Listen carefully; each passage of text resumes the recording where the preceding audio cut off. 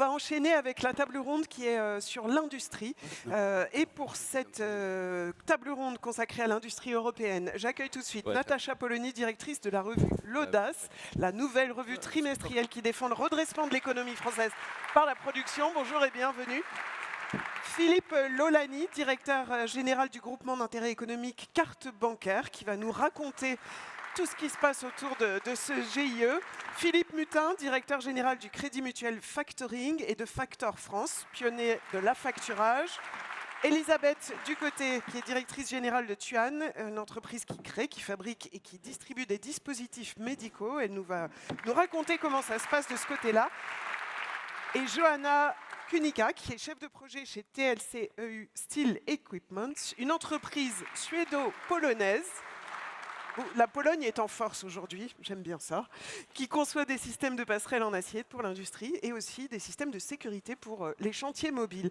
Alors, avant de vous laisser parler, vous donner la parole, quelques éléments sur l'industrie. Évidemment, ça reste le socle de la puissance économique européenne. C'est 20% du PIB de l'Union européenne, même si on a perdu ici ou là. Évidemment, la France, on est mal placé pour faire cocorico cette fois-ci.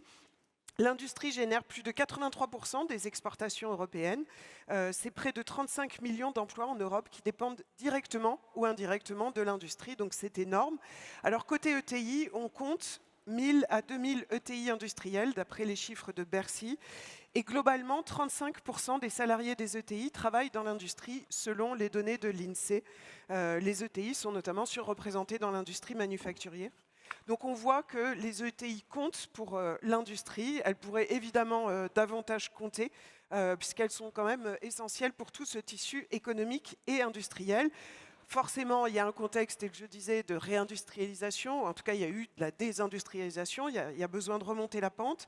Il y a des transitions technologiques. On a parlé de l'IA juste à l'instant. Des tensions géopolitiques. Alors, une question centrale, c'est comment les ETI européennes peuvent-elles rester dans la course, rester compétitives, innovantes, souveraines aussi, puisque les différentes guerres et conflits nous ont amenés à nous poser la question de la souveraineté. Et je propose tout de suite de commencer avec vous, Natacha Polony, parce que vous êtes quand même vraiment l'étendard pour la production française avec votre revue. On voit que quand on parle de réindustrialisation, il y a des résultats plus ou moins forts. On a cru que c'était reparti, puis on voit qu'il y a des petits signaux encore d'alerte. C'est quoi les grands défis structurels pour réussir une réindustrialisation européenne ? Merci beaucoup, merci à tous pour cette invitation sur un sujet qui est absolument vital pour la France et pour l'Europe. Vous avez sans doute suivi les déclarations de Donald Trump parce que nous savons tous désormais que ça a un impact sur le tissu économique européen et que l'Europe sera sans doute la grande perdante de cette guerre, ne serait-ce que parce que déjà avant, nous avions un coût de l'énergie qui était largement supérieur à celui de la Chine ou des États-Unis, mais que là, en plus, nous allons être directement en première ligne dans la rupture des chaînes d'approvisionnement.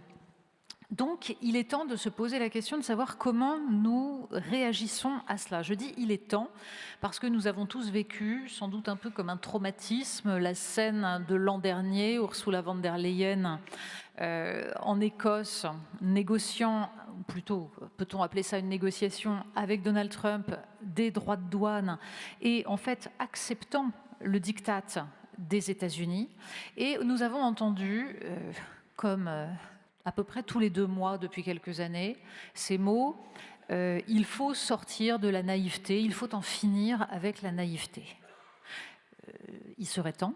Mais surtout, au-delà de ce slogan, il est temps d'analyser véritablement la situation.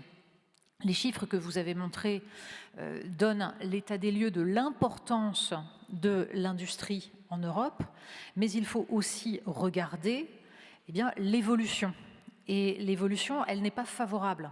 C'est-à-dire que si on prend la production industrielle en 2024 en Union européenne, elle a baissé de 2,3% et c'est 3% dans la zone euro.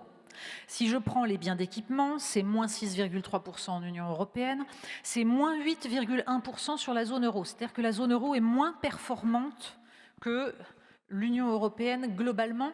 Ça nécessite de se poser une question quand on a des puissances impériales qui jouent avec leur monnaie. C'est un des sujets absolument fondamentaux.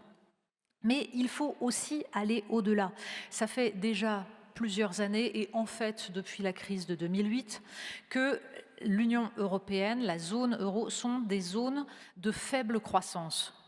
Il y a une faiblesse systémique de l'Europe, mais elle n'est pas équivalente sur tous les territoires. Et il faut aller regarder dans le dur pour comprendre exactement ce qui se passe. Quand on dit que la production industrielle entre 2000 et 2024 a augmenté en moyenne de 0,6% par an, en fait, on a l'exemple de l'Irlande, plus 5,6% par an, et on a l'Italie, moins 1,1%, le Portugal, moins 0,9%. Et rappelons que la France est le pays le plus désindustrialisé d'Europe avec la Grèce. La balance commerciale, c'est à peu près le même problème. Je passe sur l'année 2022, qui montre, là aussi, la fragilité de l'Europe en matière d'énergie. Déficit abyssal cette année-là, 434 milliards d'euros.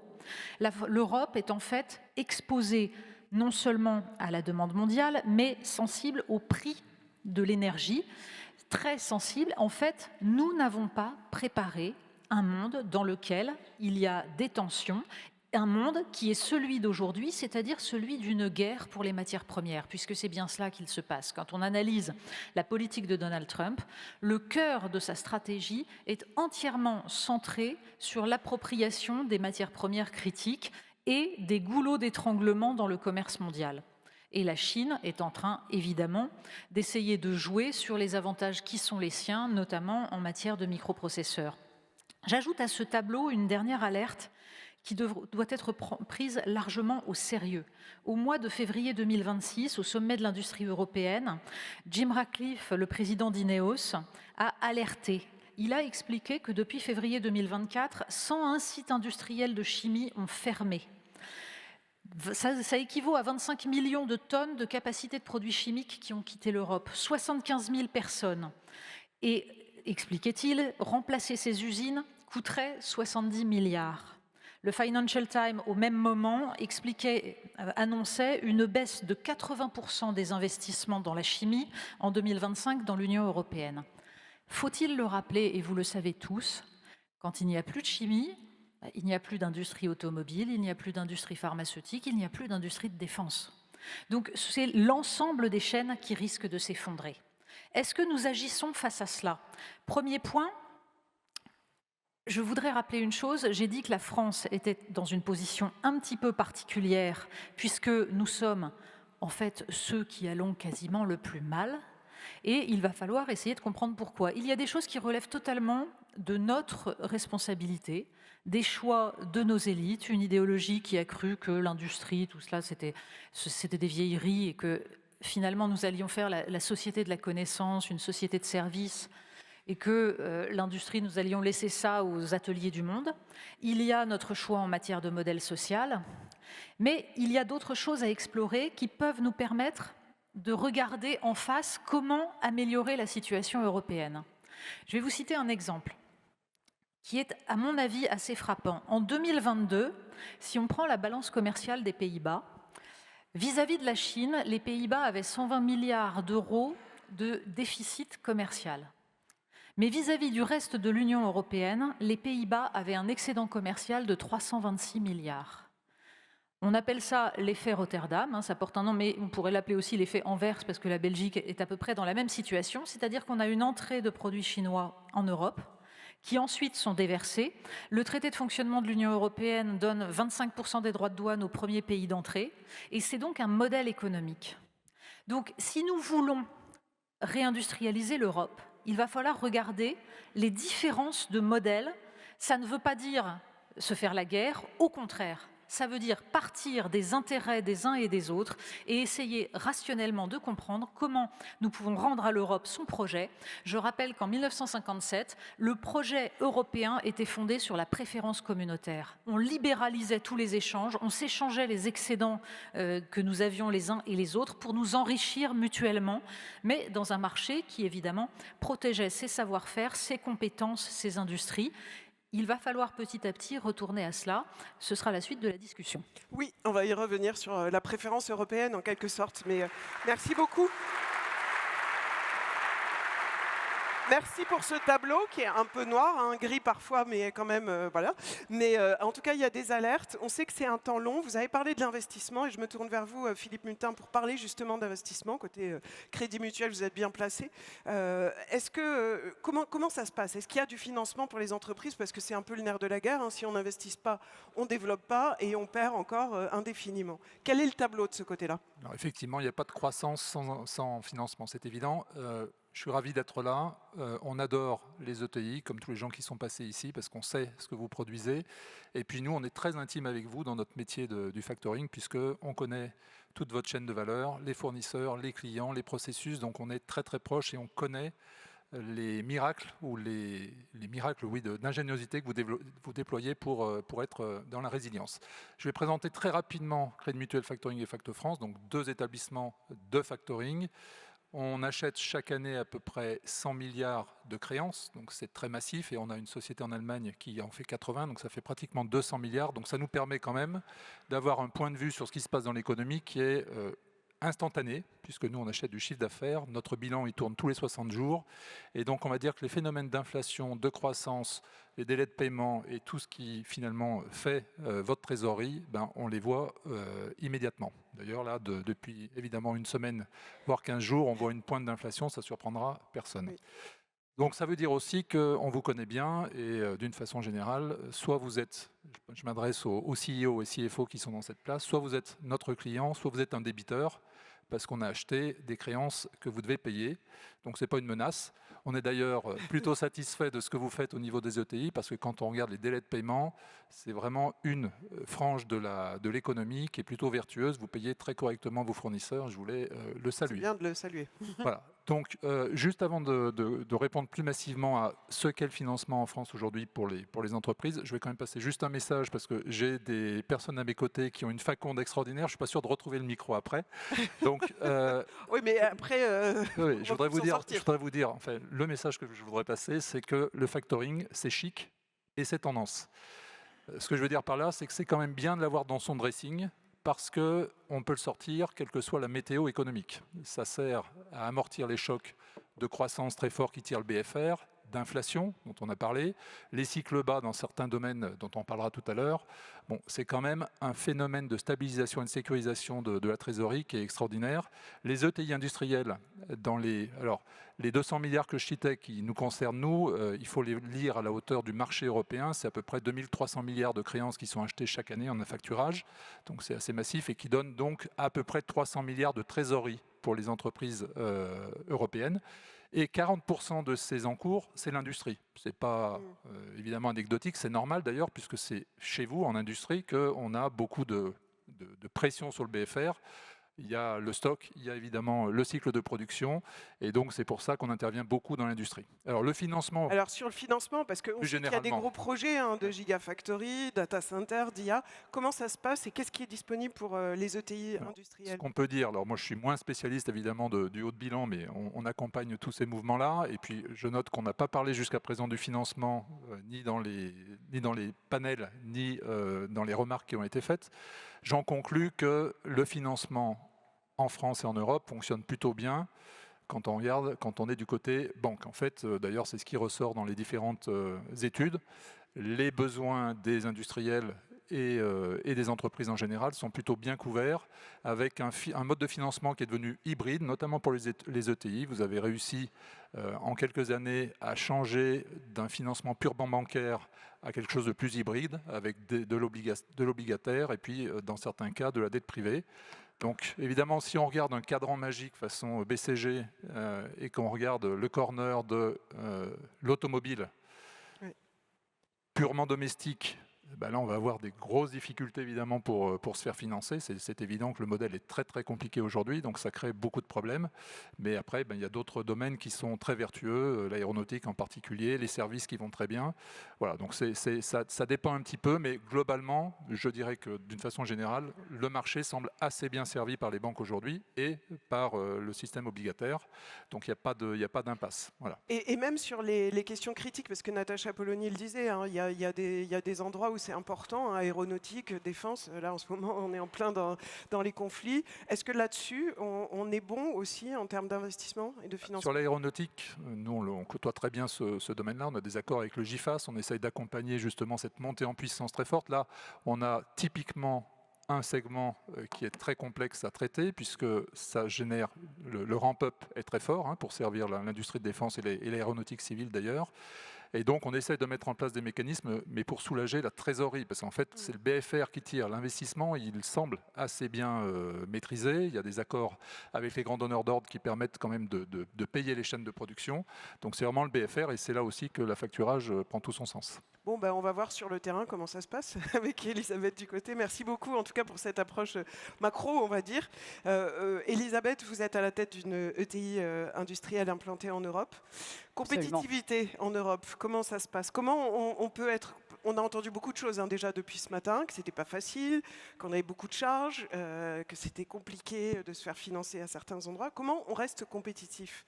Alors moi d'abord j'ai envie peut-être de reprendre le mot industrie, de se dire qu'est-ce que c'est que l'industrie et de le dire sous mon propre regard, c'est-à-dire celui du quotidien, celui d'une expérience concrète qui aujourd'hui pour nous, Tuan, qui sommes implantés maintenant dans toute l'Europe et même un peu dans le monde, mais qui est une expérience avec 10 sites en Europe différents, nos sites d'origine qui sont à Saint-Étienne dans la Loire. Saint-Étienne, c'est un tableau en soi seul parce que c'est un lieu qui a subi toutes les différentes étapes de désindustrialisation majeures les unes après les autres, que ce soit bien sûr minière, ensuite les armes, ensuite le textile, etc.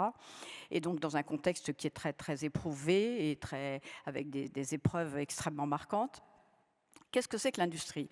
Bien, l'industrie, c'est un groupe de techniciens qui sont des gens qui ont donc une formation de grande qualité, avec des ingénieurs, qui se disent en face d'un patient, nous sommes dans la santé, nous avons donc des dispositifs médicaux, donc en face de nous, qu'est-ce qu'on a? Nous avons un patient. Et qu'est-ce qu'on va faire? On va essayer d'apporter à ce patient un dispositif qui va lui permettre d'avoir une vie meilleure et de le traiter. Et donc, ça veut dire on va imaginer... où est-ce qu'on va mettre une machine? On va imaginer comment on va aller chercher cette machine. On va acheter cette machine, donc on va investir. Et après ça, on va avoir des gens qui sont formés, donc qui ont fait l'objet d'une formation et qui vont ensuite imaginer ce que c'est que cette solution et qui vont voir un beau jour cette machine arriver, ce produit se faire et, nous l'espérons, un client qui va être satisfait. C'est-à-dire, c'est un processus long, c'est un processus créatif, c'est un processus complexe et c'est un processus extrêmement satisfaisant. Et en face de ça, qu'est-ce qu'on voit? Eh bien, on voit, et moi je rejoins le constat que vous avez fait, madame, c'est se dire que l'éducation nationale ne forme plus personne et que donc tous les métiers qui sont ces métiers rares que nous avons et qui sont des métiers actuels, qui ne sont pas du tout des métiers du passé une collaboratrice devant une machine à coudre, c'est pas du tout ça, ce sont des machines complexes, très techniques. Ces métiers-là de la formation ont disparu. Et nous sommes dans les territoires les plus désaffectés possibles et imaginables. Et je dis juste parce que je m'en souviens d'un ministre de l'économie il y a très longtemps, et bien sûr on ne dira pas son nom, qui disait de toute façon ceux de l'industrie, il faut les laisser mourir parce qu'ils vont mourir d'eux-mêmes. Bon, donc voilà, c'est assez encourageant comme on peut avoir des erreurs de jugement quelquefois. Alors la compétitivité, la compétitivité, ce que ça veut dire, c'est être dans la course. Parce que dans le fond, quand on est en entreprise, quand on est en une entreprise, quand on est en entrepreneur, et moi-même je suis donc je suis la 5e génération de dirigeants d'une entreprise qui a toujours cru en l'industrie. Est-ce qu'un beau jour on se dit on n'y croit plus? Et est-ce qu'un beau jour on se dit on sort de la compétition ou on s'y met d'une autre façon? Eh bien non, on ne s'arrête pas, mais on s'organise autrement. Et donc je rejoins votre question sur la compétitivité. Qu'est-ce qu'on peut faire pour la compétitivité? D'abord une épreuve de réalisme. Quelle est la réalité aujourd'hui du métier dans lequel nous sommes? Quelle est la réalité d'un dispositif médical pour, par exemple, une malade qui a eu un cancer du sein et qui a besoin d'un manchon de décompression? Que vaut ce manchon fait en France? Que vaut ce manchon fait ailleurs? Ou que vaut ce manchon s'il arrive d'un pays asiatique qui a la possibilité de venir avec quand même pas mal de distorsions pour pouvoir y rentrer chez nous? Eh bien, on se dit que cette compétitivité, d'abord, il y a une volonté, il y a une véritable volonté d'analyser les choses et de faire d'abord un exercice de réalisme, voire d'aller sur place, aller voir comment ça se passe, regarder les choses et un peu analyser pourquoi nous avons perdu cette industrie. Parce que moi, j'ai quand même vraiment le sentiment, et je le dis souvent, un pays qui n'a plus d'industrie, c'est un pays qui est invertébré. c'est un pays qui croit que le tertiaire va suffire. Or, le tertiaire ne suffit pas. Le tertiaire s'adosse au secondaire de l'industrie et se dire qu'on abandonne le secondaire, c'est une folie pour un pays. Donc comment est-ce qu'on va faire? Après cet exercice de réalisme, eh bien, dans des ETI, je dirais, dans celles qu'on voit là sur le tableau ici, où on voit d'ailleurs 1000 à 2000, mais non, c'est plutôt 2000, parce que c'est à peu près un tiers, hein, c'est les 35% des emplois, donc c'est probablement 2000 entreprises ETI qui sont industrielles, eh bien, on peut se dire qu'on va, après ça, investir. Et dans des entreprises comme les nôtres, l'investissement, c'est un devoir absolu, et pas un devoir de faire après les autres, c'est d'avoir une longueur d'avance. Donc déjà, on va avoir une longueur d'avance. Et puis après ça, on va essayer véritablement, c'est le cas chez nous, mais je crois que beaucoup de VTI sont comme ça, de croiser des technologies. Donc de devenir singulier par rapport à ce qui se fait, et donc de pouvoir vendre peut-être de la valeur. Et se dire qu'on est sur toujours une espèce de dilemme. Est-ce qu'on va faire de la survaleur et est-ce qu'on va savoir la vendre, cette valeur? Parce que la valeur, une fois qu'on l'a faite, est-ce qu'on la vend? Ou bien est-ce qu'on va essayer de s'aligner sur le prix le plus bas? Eh bien, nous, une entreprise comme la nôtre, on a décidé de faire les deux. Pas l'un ou l'autre, mais de faire les deux. Parce que si on ne fait pas les deux, on se met que sur une partie de ce qu'on a à donner. Donc voilà, je dirais la bataille de la compétitivité, c'est une bataille de tous les jours, c'est une bataille extrêmement intéressante, c'est une bataille dans laquelle il ne faut pas dire qu'on a perdu d'avance, et c'est une bataille dans laquelle on a véritablement, avec l'Europe, des véritables solutions. Alors avant de me tourner vers Johanna, merci beaucoup. C'est un message... C'est un message en même temps encourageant, et c'est vrai que vous baissez jamais les bras, a priori. Si on se remet sur l'Europe, juste avant de vous donner la parole, Johanna, et d'avoir une expérience encore de terrain, sur l'Europe, Elisabeth, est-ce que vous avez l'impression que l'industrie européenne peut aller vers un peu plus de puissance, avec notamment tout l'arsenal juridique qui arrive? On parle de l'IA, en gros c'est la loi d'accélération industrielle. Est-ce que ça peut apporter des éléments pour vous donner des coups de pouce? Je vais vous dire, l'Europe de l'industrie, elle existe. Elle n'est pas perdue. Et quand on regarde à la valeur, par rapport à la valeur, effectivement, on pense que l'industrie européenne est à peu près 15% de l'industrie mondiale. En valeur, elle est probablement 25%. C'est-à-dire que l'Europe fabrique de la valeur. Il faut surtout qu'elle continue à la fabriquer, cette valeur, l'Europe. Mais ça veut dire que ce n'est pas perdu. Et qu'au milieu d'une Chine qui est surindustrialisée et qui a réalisé son industrialisation dans tous les métiers du monde, et pas seulement dans un ou deux, effectivement, le challenge est difficile. Mais quand on voit cette Europe qui s'est faite à bas bruit, avec plus ou moins les pays de l'Est, plus ou moins les pays western, avec des choix différents, etc. Aujourd'hui, essayer de faire de cette cartographie quelque chose qui soit un vrai puzzle conforme et un peu plus raccroché, je dirais, de part et d'autre. Je pense que c'est un vrai travail. Et ça m'intéresse beaucoup de voir M. Séjourné y travailler, parce que c'est exactement ça le message qu'il a aujourd'hui. D'accord. Très bien. C'est encourageant, encore une fois. Merci beaucoup pour ces messages. Johanna Kunika, donc expérience terrain aussi. Donc vous avez une entreprise suédo-polonaise. Comment ça se passe? Et est-ce qu'on voit un peu se dessiner cette industrie européenne qu'on pourrait imaginer en piochant un petit peu par-ci, par-là, toutes les bonnes compétences et les investissements? Bonjour, merci. Permettez-moi de me présenter la société que je représente aujourd'hui. C'est Société TLC, suédois-polonais, comme vous avez mentionné. Et nous sommes basés en Pologne, toute l'infrastructure, et nous sommes, heureusement, un des 3 des plus grands fournisseurs et fabricants de métallurgie en Europe. Et selon le dernier rapport qui était sorti en fin 2025, et ça existe seulement 3 sociétés de cette taille, ça veut dire plus de 600 personnes et plus de 75 millions de chiffres d'affaires. Qu'est-ce qu'on fabrique tous les ans? Fabriquons de tous les éléments légers, de l'acier, plateforme, escalier. Et par rapport de notre situation, pour un instant, nous sommes, j'étais interrogée tout à l'heure par journaliste, pour un instant, nous ne sommes pas touchés par les situations, par la guerre au Moyen-Orient. Voilà. Même par rapport des prix des métals et des serrureries, ça reste pour un instant stable. Nous ne sommes pas touchés. Et par rapport de, qu'est-ce que vous avez dit, je suis vraiment raison, vous avez raison, il y a un manque énorme par rapport des gens qui sont formés et c'est très difficile d'avoir gens dans travail dans notre métier. Par contre, compétitivité aussi, il faut travailler, il faut vraiment se mettre, il faut se mettre à la guerre et investir et se développer tous les jours. Et même par rapport des États-Unis aux Chine. Alors, comment ça se passe par rapport justement à l'agressivité de ces politiques commerciales, des droits de douane? Comment on peut se défendre par rapport à ça? Je ne vais pas dire c'est agressivité. Je pense aujourd'hui, je vais dire un petit peu avec des corbanisations, qu'est-ce que nous sommes obligés et nous sommes en face.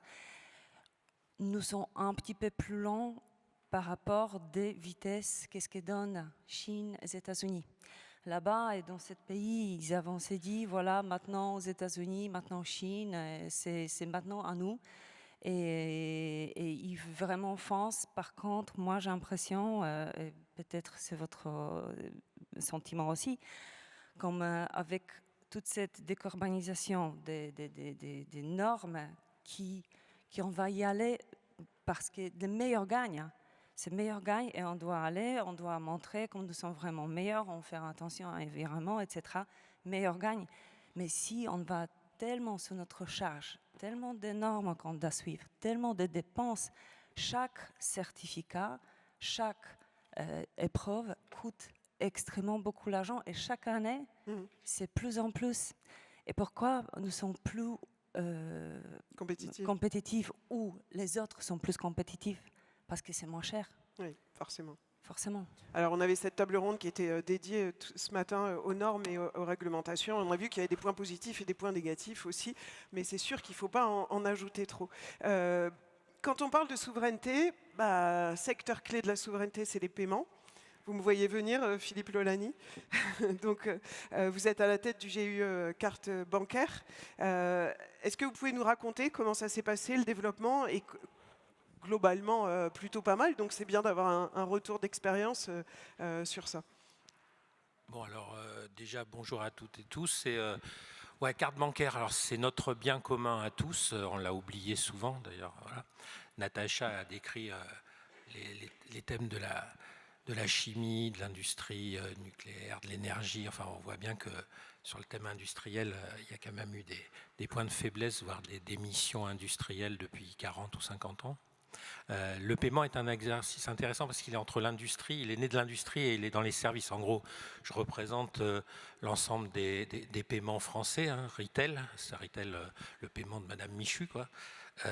Et hier, le président Macron faisait l'introduction du sommet carte bancaire et on a rappelé l'histoire. En fait, c'est une collaboration privée-publique française qui est née de la recherche, puisque c'est nous qui avons inventé à la fois la carte à puce par Moreno, Bulls, Schlumberger, mais on avait aussi le brevet de la carte SIM, téléphone, avec Alcatel. On a perdu la carte SIM avec un choix de Alcatel, l'industrie sans usine. Voilà, c'est un mauvais choix. Oui, très mauvais choix. Et derrière, on a gardé aujourd'hui les cartes à puce. Et l'innovation des États-Unis a dit prenons le digital et tout. Bon. Mon message est de dire la carte, c'est pas ringard, c'est totalement souverain. Et il faut regarder sur vos cartes si vous avez le petit CB, parce que je vais vous expliquer que cette histoire, les puces que vous avez sur votre carte, s'il y a CB sur votre carte, elles sont totalement souveraines, elles sont fabriquées par des ETI, y compris françaises. La filière que Pierre Bérégovoy, l'État, en 1984, a dit puisqu'on a inventé cette technologie, rassemblons-nous, industriels, banques, au service des commerçants et des citoyens pour faire profiter territorialement de cette innovation notre territoire et nos citoyens. Dans une sécurité, puisque GIE Carte Bancaire n'est pas mercantile, c'est un groupement d'intérêt économique, et sous le regard du régulateur de la Banque de France, on est suivi sur la fraude. Aujourd'hui, CB, c'est 2 à 3 fois moins fraudé que quand vous n'avez pas CB sur votre carte. Donc Visa, Master, ils font beaucoup de publicité, mais quand vous n'avez pas CB, vous êtes 2 à 3 fois plus fraudé. Deuxièmement, pour un commerçant, c'est 10 fois moins cher en moyenne. Donc c'est des milliards de PIB qu'on conserve si on a.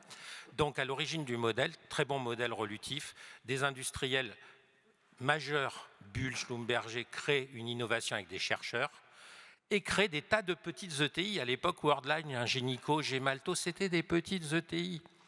Et elles ont grandi de niveau mondial. Donc jusqu'en 2000, c'était génial. En 2000, on fait l'euro. On vous donne des billets, on nous donne des billets, on fait le CEPA, les corporates, tout va bien, les salles de marché et tout le monde oublie la carte. Donc on n'a pas fait l'Europe de la carte. Heureusement, on a gardé CB, donc nous on a nos rails de paiement au sens SNCF. Néanmoins, on peut se demander pourquoi on n'a pas fait l'Europe de la carte. Si on creuse, on voit qu'à Bruxelles, il y a plein de gens qui ont dit non, non, non, non, l'innovation viendra des États-Unis, l'Europe, donc on a démissionné. Et puis en 2015, on a vendu Visa Europe. On avait 20%, c'était une association Visa. On avait 20% de Visa, nous les banques européennes, pas les françaises, hein, les banques européennes. Bon, on l'a vendu 21 milliards, ça vaut 120 milliards, on a perdu 100 milliards, personne ne l'a dit à l'Europe. Voilà, ce que j'explique, c'est pas. Voilà, il y a eu quand même des erreurs, on n'a pas fait l'Europe de la carte et on n'a pas gardé les parts qu'on avait. Et donc, nos fintechs ont eu du mal à se développer sur les paiements. Néanmoins, 50% des fintechs sont sur le paiement. Néanmoins, il y a encore plein de jeunes pousses qui travaillent sur le paiement. Territorialement, c'est important. On sait émettre des puces, on sait émettre des petits terminaux de paiement, vous savez. Et ben, il y a à la fois les acteurs historiques, les Ingenico, mais il y en a voilà, de l'IRA, Neptings dans le territoire. Et puis on parle d'environnement favorable, on parlait de recherche. J'ai une filiale à Caen, et à Caen, il faut savoir qu'il y a l'ENSI Caen, qui est une école historique qui a trois filiales, j'étais parrain de la promo, nucléaire, télécom et monétique. Il faut savoir qu'Apple est venu tester ses systèmes Apple Pay à Caen, dans ma filiale de test, enfin dans notre filiale, le GIE, c'est à nous tous, hein, et que la responsable mondiale de la fraude de Visa sort de l'ANSSI. Enfin voilà, je veux dire, mon propos est de dire l'environnement. Voilà. Et donc mon message est à la fois de dire, et le message du président de la République hier, c'est de dire attention, il y a des filières vitales et puis il y a des filières moins vitales. On a parlé du nucléaire, on a parlé de la défense, Trappier a un peu le même discours. Et sur certaines filières vitales, il va falloir investir, il va falloir défendre ce qu'on a. Donc CB pour le paiement, c'est vital, parce qu'au bout du paiement, Macron disait, c'est le dernier kilomètre de souveraineté, y compris de l'industrie, parce que quand vous payez à un moment, et vous payez en euros ou en dollars, et donc il y a monnaie et paiement. Et aujourd'hui, la grande bataille dans le paiement, elle va être sur stablecoin, euro numérique. Est-ce qu'on rembourse la dette de notre ami Trump, ami entre guillemets, ou est-ce qu'on remet de la monnaie et du PIB chez nous en Europe? Voilà, donc c'est des grands super voilà, envolée histoire. Et à l'intérieur, vous avez dit, hein, il y a eu des bonnes, des mauvaises décisions. Et j'ai envie de vous faire réagir, peut-être en commençant par vous, Elisabeth, si vous aviez des éléments à donner ou des conseils aux décideurs publics ou aux ETI industriels sur l'industrie, qu'est-ce que ça serait? De quoi privilégier? Vous avez déjà donné quelques éléments, mais qu'est-ce que ça serait? Je dirais, il n'y a pas de recette, on a tous des métiers qui sont différents les uns des autres, mais je pense qu'on est quand même à un moment où les transformations et les évolutions vont être absolument fondamentales. C'est-à-dire qu'il y a un tournant qu'il ne faut pas louper et qui est aujourd'hui et qui n'est pas demain. C'est vraiment le moment de faire des vraies réflexions stratégiques dans nos entreprises. C'est vraiment le moment de faire des transformations parce qu'il y a un acteur nouveau qui s'appelle l'intelligence artificielle et que celui-là, il va changer beaucoup de choses et qui va changer complètement, bien sûr, la façon dont les tâches vont être réalisées. Il va changer aussi, bien sûr, la façon dont on va concevoir, dont on va, etc. Donc ça, cet acteur-là, nous devons le prendre en compte et nous devons l'intégrer et nous devons former nos équipes à ça pour qu'elles soient accueillantes. Donc il faut s'y mettre au plus vite, quoi. Et bien sûr, bien sûr. Et si vous voulez, sur le plan européen, quand je vois ce que nous avons vécu, nous, avec à la fois des usines en France, des usines en Allemagne et des usines en Roumanie et en République tchèque, donc je comprends très bien la situation dans laquelle vous êtes parce que je la partage totalement. Je me dis, faisons de ces éléments-là qui sont assez différents les uns des autres, faisons quelque chose qui puisse maintenant converger. C'est pour ça que, par exemple, cette Roumanie où nous avons, nous, des équipes importantes et où nous avons vu pendant 10 ans les salaires augmenter obligatoirement, ce n'était pas un choix, c'était obligatoire, de 15% par an, mettant maintenant les opérateurs roumains presque à un niveau de notre Europe de l'Ouest. Je me dis c'est une chance. Ne le considérons pas comme une malchance, considérons-le comme une chance d'avoir maintenant une Europe industrielle qui s'homogénéise et dans lesquelles, je dirais, il y a maintenant des niveaux d'investissement qui sont bons partout et dans beaucoup de lieux. Moi, je suis frappée chaque fois que j'en vais en Roumanie de voir les usines ultra-modernes qui se mettent à côté pour l'automobile, pour bien des métiers. Et donc, je me dis, c'est le moment, avec l'IA plus cette homogénéisation qui s'est faite à bas bruit, plus ou moins bien, mais qu'on a faite quand même tous les uns et les autres, en particulier dans les ETI, parce qu'on était vraiment contraints pour avoir des prix de revient. Je crois que c'est le moment maintenant vraiment de faire un vrai travail stratégique, et c'est pour ça que moi j'ai une grande espérance dans ces 10 ans qui viennent. Johanna, vous êtes d'accord? Plus converger, se coordonner plutôt que se faire concurrence, hein, parce qu'il y a un peu de ça en Europe, c'est un peu ça la voie? La coordination et le fait d'être plus cohérent et de se coordonner entre vous pour travailler sur l'industrie? Tout à fait. Si vous aviez C'est en fait ces 3 domaines que vous avez déjà nommés qui se développent. C'est défense, c'est aéronautique et c'est nucléaire. C'est ces 3 domaines qui sont dans notre dans notre pipeline on se concentre. Effectivement, c'est 3 qui vont se développer. Avec IA, effectivement, nous sommes capables d'analyser documentation ou créer documentation ou transformer les documentations selon besoin beaucoup plus vite. Nous sommes beaucoup plus efficaces. Et effectivement, on y va de cette direction. Donc l'IA, très important, hein, vous la citez à nouveau. Philippe, qu'est-ce que vous auriez à conseiller ou quelles recommandations à un décideur public ou bien à une ETI industrielle? On a parlé de l'IA, de la coordination, de plus faire concurrence de marché tous ensemble. Ouais, alors je n'ai pas vraiment de conseils à donner aux ETI, hein. Nous on les accompagne, mais c'est intéressant les discussions qu'il y a eu toute la journée sur la réglementation. Je voulais juste faire remarquer que pour les banques, et je vais avoir du mal à vous émouvoir, évidemment, vu les résultats des banques, mais pour les banques, il y a une surcharge également réglementaire qui, finalement, est très difficile parce qu'elle a des conséquences très fortes sur notre capacité à accompagner l'industrie. Donc, il y a quand même un sujet. Alors, il y a, on va dire, le marché des capitaux et tout ce qui a été promu par Draghi et l'État qui est en cours. Mais globalement, si je reviens à mon métier à moi, en affacturage, on a une industrie du factoring qui est, à mon avis, unique dans le monde. Si vous allez vous financer, pour ceux qui ont des filiales aux États-Unis, si vous allez vous financer le cycle d'exploitation aux États-Unis ou dans d'autres géographies, c'est beaucoup plus coûteux et beaucoup moins couvrant. On fait de l'ABL là-bas, c'est relativement coûteux, on prend des garanties sur à peu près tout.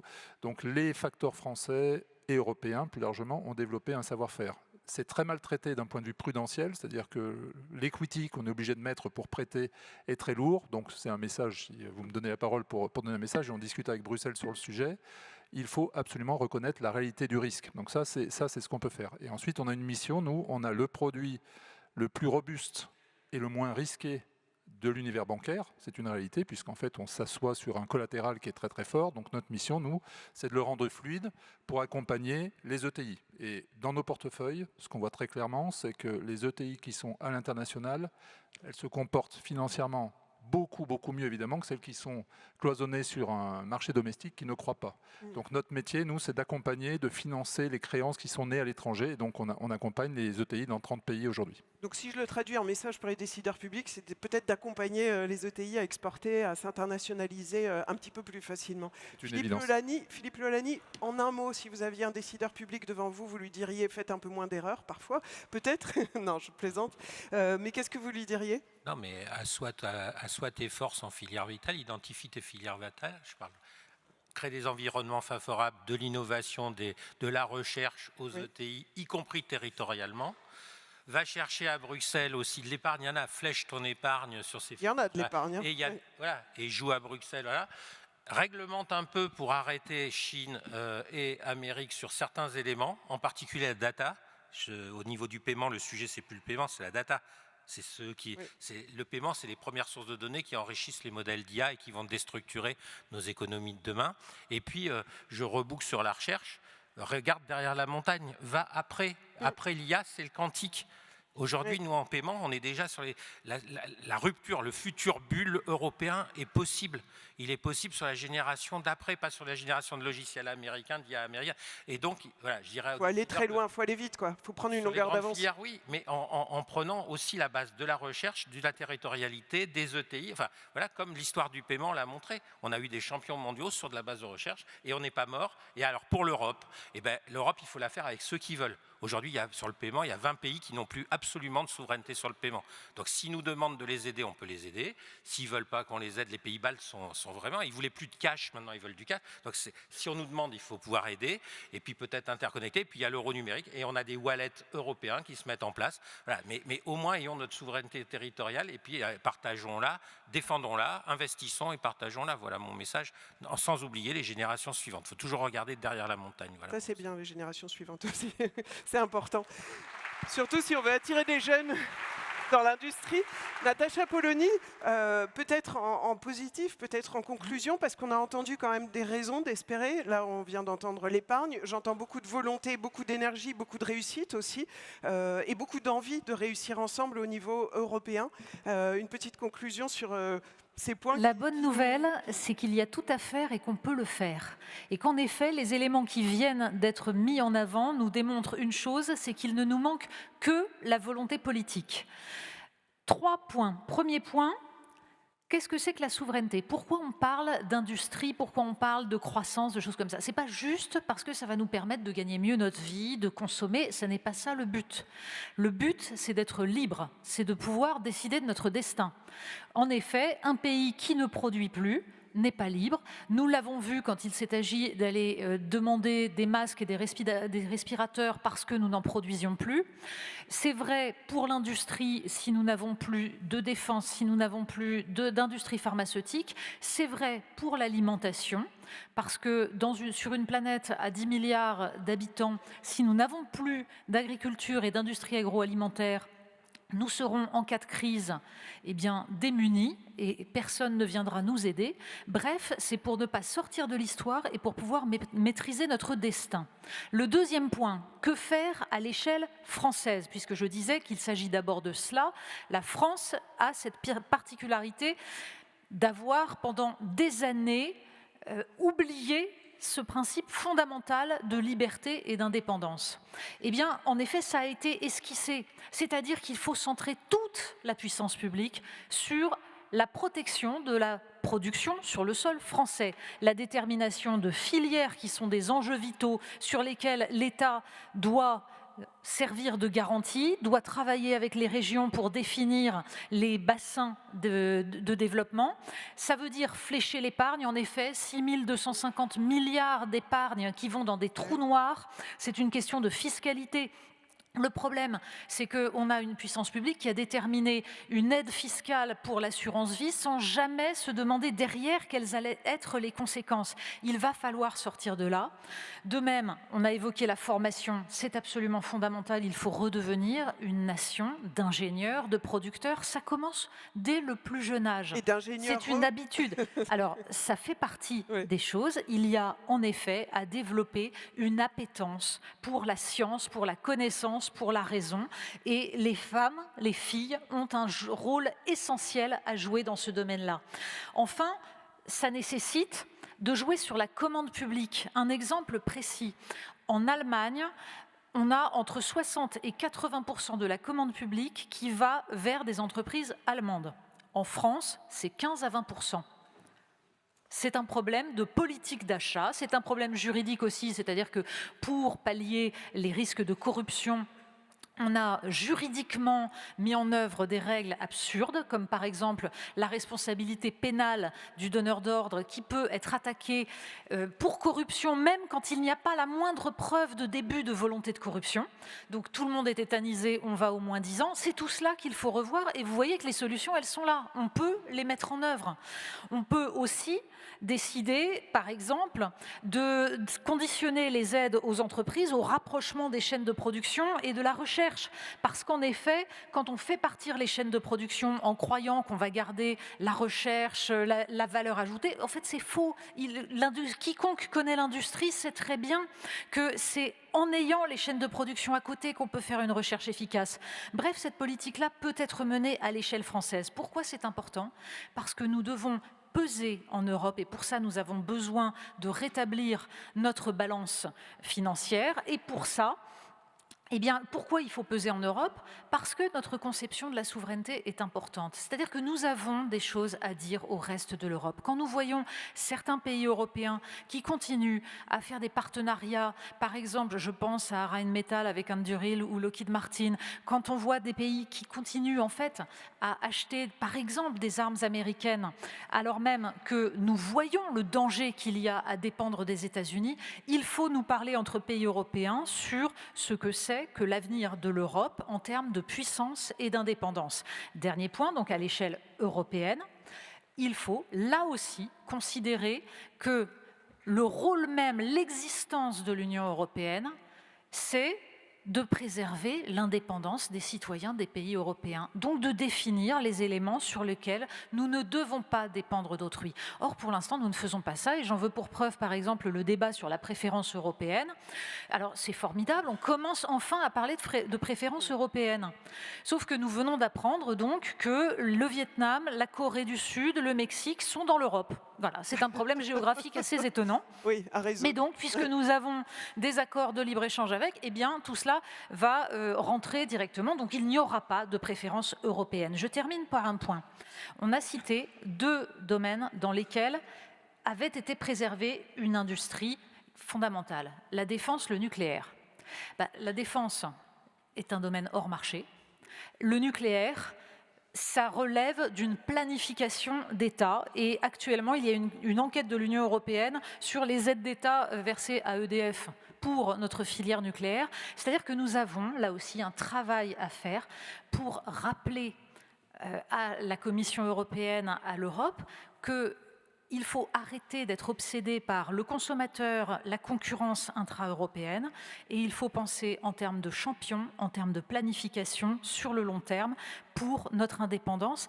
Il en va du projet européen. Or, nous avons quelque chose à dire au monde. Nous avons une vision du monde qui vaut le coup d'être défendue, mais ça ne se passera pas sans entreprise, sans production. Merci beaucoup. Je pense que ça valait les 5 minutes de débordement. Je pense qu'on sera pardonné parce qu'il y a eu beaucoup de messages très clairs et je vous en remercie. Positifs aussi, réalistes, mais positifs aussi. Et je vous remercie beaucoup.